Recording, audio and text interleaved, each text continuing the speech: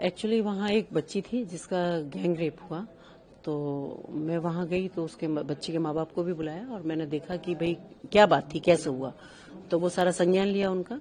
दूसरा फिर यहाँ से अपने साथ सारे विभाग के लोगों को लेके गई, जैसे समाज कल्याण है और सारे जितने भी जहाँ से भी जो हमारे फंडिंग होती है, जो प्रधानमंत्री कोष से जहाँ भी हो सकता है, वो सारे उन सब अधिकारियों को वहाँ लेके गई। और क्योंकि अब जो भी था वो तो हुआ, लेकिन लड़की है वो 9 साल वो 9th में पढ़ती है, 14 साल की लड़की है। तो मुझे लगा कि अगर कुछ आर्थिक सहायता ऐसे में हो जाती है तो शायद कहीं ना कहीं कुछ मजबूती मिलती है उसको।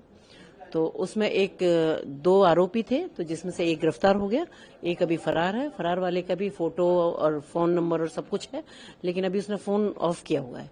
पर पुलिस भी दे रही है दबिश। मुझे लगता है कि शाम तक शायद वो गिरफ्तार हो जाएगा। उसकी मदर ने उसको डांटा था, तो कुछ काम वाम करने का, जैसे मैंने उसकी मदर से पूछा तो वो बच्चे हैं आजकल, सहनशीलता है नहीं।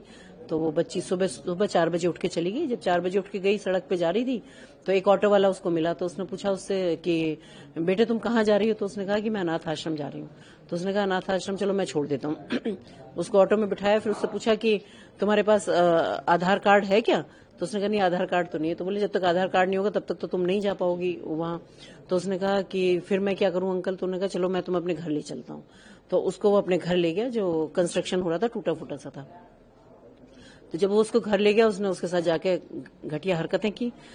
उसके बाद उसने लड़की ने कहा भी, मैंने कहा तुम चिल्लाई या नहीं चिल्लाई? बोली मैंने चिल्लाने की कोशिश की लेकिन इसने मुझे रोक दिया। तो उसके साथ जब सारी हरकतें की, उसके बाद उसने अपने फोन करके अपने एक दोस्त को और बुलाया। फिर उसने भी वही हरकतें उसके साथ रिपीट की।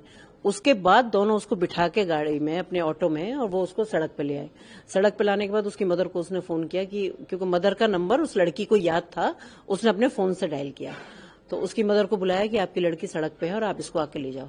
जब उसकी मदर उसको लेने आई तो लड़की को जैसे वो लेके मुड़ी उधर, तब तक वो मतलब ऑटो वाला नहीं बैठ पाया था। तभी उस लड़की ने बताया कि मेरे को ना इसने गलत काम किया है।